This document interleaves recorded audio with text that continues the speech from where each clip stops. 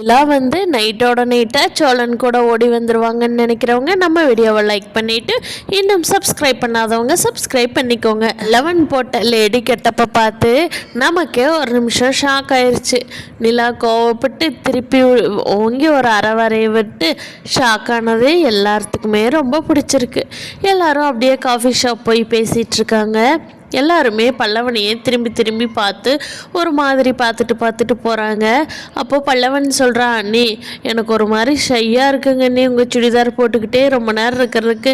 இங்கே பாருங்கள், போகிறவங்க வர்றவங்கெல்லாம் என்னையே தான் பார்த்துட்ருக்காங்க அப்படிங்கிறாங்க. அதுக்கு சோழன் சொல்கிறாரு, டே இருடா, கொஞ்ச நேரத்துக்கு இருடா, என்னடா பண்ண போகுது, உன்னோட லவ்வராடா யாராவது வந்து பார்க்க போகிறாங்க அப்படிங்கிறாங்க. சொல்லுவேன், உங்கள் 2 பேர்த்துக்கும் லவ் ஸ்டார்ட் பண்ணி விட்டுருக்கேன்ல, அதனால் நீ என்னோட ஃபீலிங் பற்றி நீ புரிஞ்சுக்கவே மாட்டேன், எப்படியோ போட்டுன்னு தான் நீ நினப்ப அப்படிங்கிறாங்க. டே அப்படி இல்லைடா பல்லவா, என் புஜ்ஜு குட்டி, அப்படி இல்லைடா, நீ இன்னும் கொஞ்ச நேரம் இருந்து போய் மாற்றிக்கலாமேன்னு சொன்னேன் அப்படிங்கிறாங்க சோழன். அதுக்கு பல்லவன் வந்துட்டு, ஐயோ என்னால் முடியாதுடா சாமி, உன்னோட ரொமான்ஸ் என்னால் தாங்க முடியல அண்ணி, தயவு செஞ்சு இவனை பார்த்துக்கோங்க, நான் போய் ட்ரெஸ் சேஞ்ச் பண்ணிட்டு வரேன், டே கார் சாவி கூடுறா அப்படின்னு சொல்லிட்டு பல்லவன் கார் சாவி வாங்கிட்டு ட்ரெஸ் சேஞ்ச் பண்ண போயிடுறாங்க. அப்போ நிலாவும் சோழனும் கொஞ்ச நேரம் ரொம்பவே நல்லா மனசு விட்டு பேசிகிட்டு இருக்காங்க ஜாலியாக. அப்போது அந்த வழியாக காரில் போகிற நிலாவோட அப்பா நிலாவை பார்த்துட்றாங்க. என்னது இவ ஆஃபீஸ் போகிறேன்னு சொல்லிட்டு இங்கே சோழனோட வந்து கூத்தடிச்சிட்ருக்கா, இது சரிப்படாது, இவளை இங்கேயே வச்சுருந்தோம், இந்த பையன் நம்ம பொண்ணோட மனசை மாற்றிடுவான், ஒன்றும் இல்லாதப்பவே லவ் பண்ணுறான்னு போலீஸ் ஸ்டேஷன்லேயே சொல்லி கல்யாணம் பண்ணினவன் இவ்வளோ நாள் நிலாவை கூட வச்சு பார்த்துட்டு இருந்திருக்கான். நிலாவுக்கு எப்படி என்னென்ன சொன்னால் அவள் வழிக்கு வருவாங்கிறத நல்லா தெரிஞ்சு வச்சுக்கிட்டு நம்ம பொண்ணை நம்ம பார்த்துக்கிறதுக்கு முன்னாடியே அவன் ஏதாவது கரெக்ட் பண்ணி போய் கல்யாணம் பண்ணிக்கலான்னு கூட்டிகிட்டு போயிடுவான். இந்த ஆப்ஷனுக்கு நம்ம விடவே கூடாது. போதும், இவ்வளோ நாள் இந்த பொண்ணு இந்த லைஃப்பில் சீரழிஞ்சதே போதும், இனிமேல் நம்ம வீட்டில் நல்லா இருக்கட்டும் அப்படின்னு நினைக்கிறாரு. போய் இந்த போக்கிரி பையங்கூட என்னதான் இருக்குதுன்னு வந்து பேசிகிட்டு இருக்காளோ அப்படின்னு சொல்லிட்டு கோவமாக வீட்டுக்கு கிளம்பி போகிறாரு. அங்கே போய் ஏங்க வாங்க, சாப்பாடு ரெடி ஆகிடுச்சு, சாப்பிட்லாம். ஆமாம், லஞ்சுக்கு நீங்கள் வரமாட்டேன்ல சொல்லிட்டு போனீங்க, என்ன திரும்பி வந்திருக்கீங்க அப்படிங்கிறாங்க. அதுவா நான் போயிட்டு போகிற வழியில் ஒரு சீனை பார்த்தேன், அதை பார்த்தோன்னே எனக்கு மனசுக்கு அவ்வளோ ஒரு வெறுத்து போச்சு, அதனால தான் வீட்டுக்கு வரலான்னு திரும்பி வந்தேன் அப்படிங்கிறாங்க. ஏங்க என்னாச்சு அப்படிங்கிறாங்க. இல்லை நான் இந்த சோழனோட நம்ம பொண்ணு பேசிகிட்டு இருக்கிறத பார்த்தேன், அதை பார்த்ததும் எனக்கு அப்படியே பயங்கர டென்ஷன் ஆயிடுச்சு, அதனால் வேலையெல்லாம் ஒத்தி வச்சுட்டு வீட்டுக்கு படப்படன்னு திரும்பி வந்துட்டேன் அப்படிங்கிறாங்க. ஏங்க அப்புறம் என்னங்க பண்ணுறது, அவள் எங்கேயோ பார்த்துருக்கா, நான் பேசாமல் நம்ம ஊருக்கு கூட்டிகிட்டு போகலான்னு சொன்னாலும் கேட்கவும் மாட்டேங்கிறா, ப்ராஜெக்ட் செய்யணும், அது பண்ணணும், இது பண்ணணும், சாதிக்கணும், பயங்கரமாக இருக்கணும் அப்படிங்கிறா, அவளை என்னங்க பண்ணுறது, எப்படித்தான் வழிக்கு கொண்டுட்டு வர்றது அப்படிங்கிறாங்க. ஒன்றும் இல்லை நாளைக்கு நம்ம ஊருக்கு போகலான்னு சொல்லி நான் சொல்கிறேன், நீ எந்த டென்ஷனும் ஆகிக்காத, எப்பவும் போலையே இரு, அதுக்கப்புறமா நம்மளை எப்படியாவது திருவண்ணாமலை மட்டும் நிலாவை கூட்டிகிட்டு போயிட்டோம், அப்புறம் இவனுங்க யார் வந்தாலும் நம்ம வீட்டுக்குள்ளேயே விட வேண்டியதில்லை, அதான் டிவோர்ஸ் பண்ணிட்டால, இவ்வளோ நாள் ஹஸ்பண்டுன்னு சொல்லி தான் நம்ம வீட்டுக்குள்ளே வந்துட்டு இருந்தான், இப்போ டிவோர்ஸ் பண்ணியாச்சு, நம்மளுக்கு நல்ல சான்ஸாகவும் இருக்குது, அதனால் எப்படியாவது திருவண்ணாமலை காரில் மட்டும் ஏற்றிக்கிட்டோம் நம்ம பொண்ணை, கன்ஃபார்மாக யாரும் இறக்க முடியாது, டைரெக்டாக நம்ம வீட்டுக்கே கொண்டுட்டு போய் காரை விட்டுடலாம் அப்படிங்கிறாங்க. இது நடக்குமாங்க அப்படிங்கிறாங்க. இன்றைக்கி சாயந்தரம் நான் பண்ணுற ஆக்ஷனில் பொண்ணு தானாக வழிக்கு வருவா பாரு, நீ வேணா பாரு அப்படிங்கிறாங்க. ஆமாங்க, சீக்கிரமாக கூட்டிகிட்டு போயிடணுங்க, என்னால் நம்ம வீட்டை விட்டுட்டு என்னால் இங்கே இருக்கவே முடியலங்க, சீக்கிரமாக நம்ம வீட்டுக்கு போயிடலாங்க அப்படிங்கிறாங்க. சரி நான் இன்றைக்கி அதுக்கான முயற்சி பண்ணிடுறேன் அப்படின்னு சொல்லிட்டு என்ன பண்ணலாம் அப்படின்னு சொல்லி தீவிரமாக யோசிக்க போயிட்டாரு. இங்கே பல்லவனை பார்க்க வானதி திருப்பியும் மெக்கானிக் ஷாப் வர்றாங்க. வந்தவங்க வானதியை பார்த்துட்டு, பாண்டி வா வானதி வா உட்காரு அப்படிங்கிறாங்க.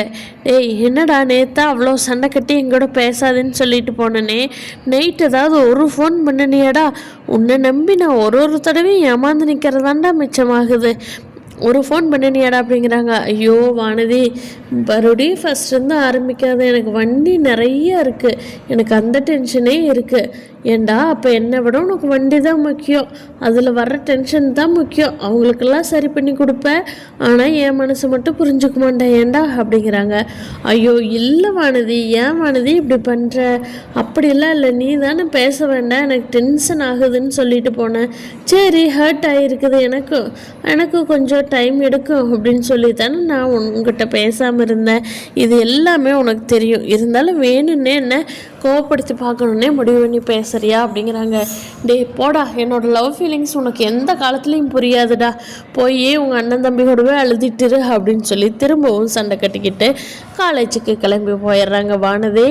அப்போது பக்கத்தில் இருக்கிற அண்ணனை பார்த்துட்டு பாண்டி சொல்கிறாங்க, ஐயோ பொண்ணுங்க எல்லாமே இப்படித்தானடா, இல்லை எனக்கு வச்சது மட்டும் இப்படியாடா அப்படின்னு புலம்பி தள்ளிட்டுருக்காங்க கண்ணன் ப்ரோட்ட. அவர் சொல்கிறாரு, அண்ணே எல்லா பொண்ணுகளும் எல்லாம் இப்படி இல்லை, உனக்கு கிடைச்சது அவ்வளோதானே, என்ன பண்ணுறது, அப்படியே லைஃப் பார்த்துக்கிட்டு போக வேண்டியதா அப்படிங்கிறாங்க. ஐயோ ஆமாண்டா ஆமாம் அப்படின்னு சொல்லி பாண்டி புலம்பிகிட்ருக்காரு.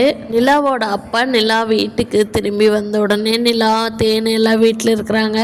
அதை பார்த்துட்டு நிலாவோட அப்பா சொல்கிறாரு, ஏம்மா நாளைக்கு ஒரு புது ப்ராஜெக்ட் வருதுமா, உனக்காகத்தான் நம்ம மேனேஜர்கிட்ட பேசி வச்சுருக்கேன், நாளைக்கு நம்ம திருவண்ணாமலை போயே ஆகணுமா அப்படிங்கிறாங்க. அப்பா என்ன சொல்கிறீங்க, ப்ராஜெக்டா? எனக்கு தான் இங்கே நான் பார்க்குற அளவுக்கு இங்கே இருக்கேங்கப்பா அப்படிங்கிறாங்க. இல்லைம்மா, இது ரொம்ப பெரிய ப்ராஜெக்ட்டு, ஒரு பெரிய கம்பெனியோட அது நீ டிசைன் பண்ணி கொடுக்குறேன்னு சொல்லி நான் ஆல்ரெடி பேசி வச்சுட்டேன், நீ போய் டைரெக்டாக அவரை பார்த்தீங்கன்னா சரி அப்படிங்கிறாங்க. எங்கப்பா அப்படிங்கிறாங்க. திருவண்ணாமலையிலம்மா அப்படிங்கிறாங்க. என்னப்பா திருவண்ணாமலையா? ஐயோ எனக்கு இப்போ இருக்கிற ஒர்க்குக்கு நான் சென்னையாக இருந்தால் மட்டும்தான்ப்பா பார்க்க முடியும், திருவண்ணாமலைன்னா சான்ஸே இல்லை, கண்டிப்பாக என்னால் போக முடியாது அப்படிங்கிறாங்க. இல்லைம்மா, இது பெரிய ஆர்டர், நான் பேசி உனக்காக கன்ஃபார்ம் பண்ணி வச்சுட்டேம்மா, நீ வரலைன்னு சொன்னால் கடைசி நிமிஷத்தில் இது ஒன்றும் தவிர்க்க முடியாதும்மா, நாளை பின்ன நம்ம எந்த ஒர்க்கும் அவங்ககிட்ட பண்ண முடியாது அப்படிங்கிறாங்க. என்னப்பா இப்படி திடீர்னு சொல்கிறீங்களே, எங்கிட்ட நீங்கள் கேட்டுட்டுலாம் கன்ஃபார்ம் பண்ணியிருக்கணும் அப்படிங்கிறாங்க. இல்லைம்மா, நீ தானே இந்த வேலையெல்லாம் செய்வேன்னு சொன்னேன், என் பொண்ணு கோல்டு மெடலிஸ்ட் வேறு, நான் அப்புறம் ஆர்டர் வாங்காமல் இருக்க முடியுமா அப்படிங்கிறாங்க. அது இல்லைப்பா, எனக்கு எவ்வளோ ஃப்ரீயாக இருக்கிறனா என்னன்னு நீங்கள் தெரிஞ்சுக்கிட்டுலாம் வாங்கி கொடுத்துருக்கணும், திருப்பி பண்ணு வாங்கினீங்கன்னா எப்படி வர முடியும் அப்படிங்கிறாங்க. இல்லைம்மா, நான் கன்ஃபார்ம் பேசியாச்சு, நீ இந்த ஒர்க்குனால ஒரு நாள் மட்டும் பெண்டிங் வையுமா, திருவண்ணாமலை போயிட்டு நம்ம திருப்பி நீ இது எல்லாமே நீ பார்த்துக்கியாமா அப்படிங்கிறாங்க. என்னப்பா இப்படி பண்ணுறீங்க? இல்லைம்மா கன்ஃபார்ம்மா, நீ ஒரே ஒரு நாள் மட்டும் இந்த ஒர்க்கை தள்ளி வைமா, நம்ம திருவண்ணாமலை போயிட்டு பார்த்துக்கலாங்கிறாங்க. சரிங்கப்பா அப்படின்னு சொல்லிட்டு போமா, போய் ட்ரெஸ் எல்லாம் எடுத்து வை, நாளைக்கு ஒரு நாளைக்கு தேவையானது அப்படிங்கிறாங்க. சரிங்கப்பா அப்படின்னு சொல்லி ரூமுக்கு போகிறாங்க. அப்போ தேன்னு இருந்துக்கிட்டு, என்னங்க சொல்கிறீங்க, திருவண்ணாமலை ஒரு நாள் போயிட்டு ரிட்டன் அவளை கூட்டிகிட்டு வரணுமா அப்படிங்கிறாங்க. இல்லை தேனு, நான் அப்படியெல்லாம் சொன்னா தான் அவள் திருவண்ணாமலைக்கு வருவான், அவள் மட்டும் திருவண்ணாமலை வரட்டு, திருப்பி சென்னை எப்படி வருவான்னு நான் பார்த்துட்றதேன்னு, திருவண்ணாமலை கூட்டிகிட்டு போகிறதோட அவளோட இதையவே நம்ம முடிச்சு வச்சிடலாம், எந்த ஆர்டரும் கிடைக்கல, எந்த ஆர்கிடெக்ட் வேலையும் அவளுக்காக இல்லை, நானாக சும்மா பொய் சொல்லி வச்சுருக்கேன் தேனு, நீ இது எதுவும் உளறி தள்ளிடாத, அவளை கூட்டிகிட்டு போகிறான், நம்ம வீட்லேயே வச்சுக்கிறோம் அப்படிங்கிறாங்க.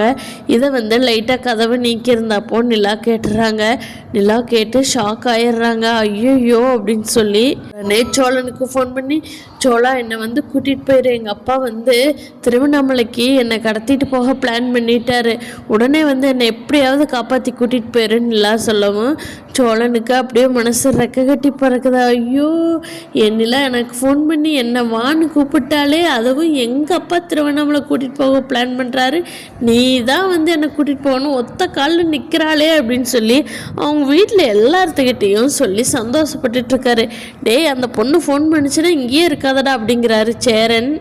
ஐயோ ஆமாம் அண்ணே, நான் சந்தோஷத்தில் அண்ணே நான் போய் நிலாவை கூட்டிகிட்டு வந்துடுறேன், ரெடியாருன்னு.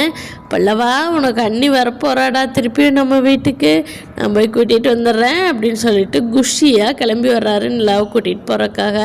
கண்டிப்பாக சோழன் நிலாவை கூட்டிகிட்டு போயிட போகிறாரு. காலையில் தூங்கி எழுந்திரிச்ச உடனே தேனுக்கு நிலாவோட அப்பாவுக்கும் பெரிய ஷாக்கிங்காக ஆக போகுது. அடுத்தடுத்து சுவாரஸ்யமாக என்ன நடக்க போகுதுன்னு நீ வரப்போகிற எபிசோடில் பார்க்கலாம் ஃப்ரெண்ட்ஸ்.